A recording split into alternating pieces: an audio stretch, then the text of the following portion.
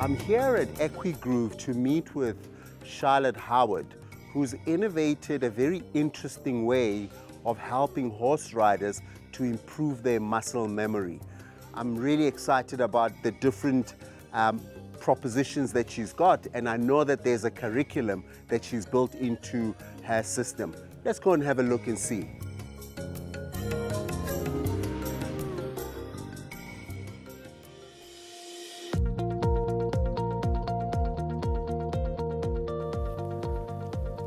Hey Charlotte. Hey Mercedes, the gate's on the left behind the rose bushes.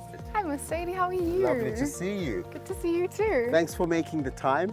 I'm really keen to hear all about EquiGroove. How did it begin? What was it all about? It was a process of finding different ways of helping riders develop muscle memory. Okay. To ride their horses better and to have more postural strength in the saddle, so that they can become more skilled at their individual sports and feel safer when they're on their horses. So please explain to me what these simulators are and what they do. So each of the simulators has a bit of a different purpose. Okay. The first simulator we'll look at is Stable Steve, and we'll get Angus to come and help us to hop on him. Right. Stable Steve is the safe starting point. Okay. So when you're trying to find your balance, your postural strength, we want to make sure that you know what you're doing in the saddle and that you know how to move. Right. Some of our students are really advanced professional riders, even jockeys. So we might do things with them on Steve where we put the stirrups really short and we start working them quite hard from the beginning. Okay. Some of our students are complete beginners. Well, they've never sat on a horse before, so we want to put them on Steve and make sure that they're going to be safe before we put them on something that moves. Got you. So it's really about muscle memory, isn't it? Yeah, absolutely. It's about muscle memory. Your conscious mind can't be busy thinking about the 3,000 movements that need to be going on while you're riding a horse. Right. So you need to develop your muscles into a solid memory that they know where they should be and what they should be doing without you consciously thinking about it. If you're on the polo field, for instance, and you're trying to play, you need to be thinking tactics. You can't be riding around thinking heels down. But you need your heels to be somewhere underneath you that makes you secure on the horse. So we want to develop that until it's unconscious and it happens autonomously. Right. But another common thing that riders will do is they'll push their hip way too far back behind their heel. Got you. And then they have to compensate by coming too far forward with their shoulder. I get it. And by pulling on the horse's mouth to balance.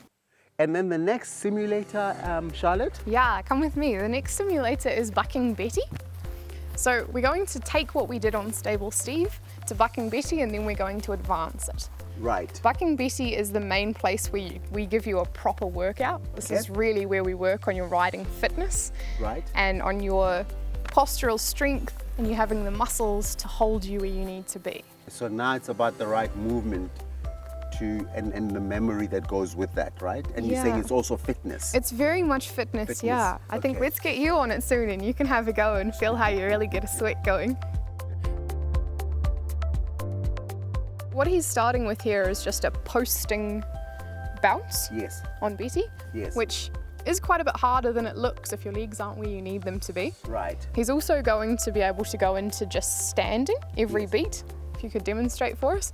So this really gives your inner thighs a workout when you try and stand to every beat. So Charlotte, tell me, and this simulator, what does it do? So this is Rocking Rick, and where Betty is the simulator that gives you a real workout, Rick is the simulator that really works on the biomechanics of your riding. So if you're bracing somewhere in your body, or you're floppy somewhere in your body, or your alignment is tipped a bit forward or tipped a bit back, it's going to become really apparent on Rick because it's going to be really heavy for me to lift it one way or another or both. And then once you've got the basics of having a following seat on Rick, like you would need on a horse, then we can make it more complicated. We can give you a mallet, or we can give you something to simulate reins. So we can see that when you turn, you maintain your fluidity and your harmony with the horse and movement. Or we can try and practice the timing of your swing, that you have it in the right part of your horse's canter, or that you're not bracing your body when you turn to swing. Quite often beginners in polo find their horses stop on the ball, and a lot of that time that's because they're bracing in their body and they're not continuing to move with their horse. So that's where we fix all of those little naggy, frustrating problems. So who is this ultimately intended for? So I would say particularly for polo riders, one of the biggest problems we see is people finding really solid balance out of the saddle so that they can go to the ball and play it. One of the best ways to solve that is working in standing in your stirrups kinds of posture on Betty and Steve, and really developing the strength for that and getting your legs under you. A lot of polo players seem to end up with their legs way out in front of them because they've been told heels down, and that pushes their legs forward. And it's really, I mean, if you try it, you can't stand up with your legs in front of you. So it makes sense you can't do it on a horse. So hip stretches and hip opening movements on Rick, and then leg building and core building exercises on Betty are what help you get your legs under you, and that's what gets you really solid to get down to the ball. Another common problem we see in polo players is that their hand moves when they're trying to swing. It's kind of your brain can't do both at the same time. So we simulate that on Rocking Rick, that you can multitask and you can turn and swing and keep your hand, or you can catch and throw a ball, because that triggers some of the same things in your brain to develop those muscle memory components. Another one we see with not just polo players but all horse riders is that they need to be really, really balanced and really secure in the saddle to feel safe and confident to go really fast and to turn really fast. You don't really want your horse to turn quicker than you feel you can stay on the turn.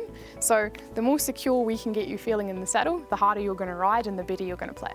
Charlotte, thank you so much for making the time. I'm very impressed, and I'm certainly going to send people to come across. How else can people get hold of you? Yeah, so just look up EquiGroove on Facebook or Instagram and pop us a message. Perfect. So there you have it. It's all about muscle memory. And there are people like EquiGroove who are there to help you improve on your riding. So go out.